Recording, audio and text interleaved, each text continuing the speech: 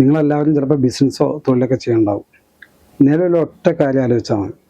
നിങ്ങൾ ചെയ്യുന്ന ബിസിനസ്സിലും ജോലിയിലും ഒരു 10 വർഷത്തിന് ശേഷം നിങ്ങളുടെ സമ്പാദ്യം എത്ര ഉണ്ടാവും എന്ന് നിങ്ങളൊരു ബുക്കിൽ എഴുതി വെക്കുക. അതിനുശേഷം നിങ്ങളൊരു 100 ടോക്കണോ 500 ടോക്കണോ മേടിച്ച് ഹോൾഡ് ചെയ്ത് വെക്കുക.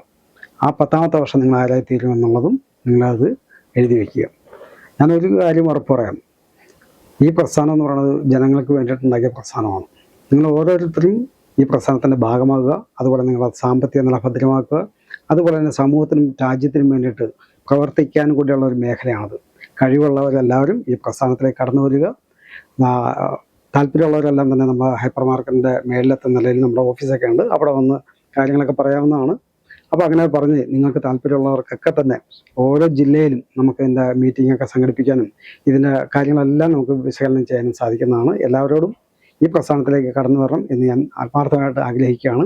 അതിനുള്ള എല്ലാ കാര്യവും നമ്മൾ ചെയ്തു തരുന്നതാണ്.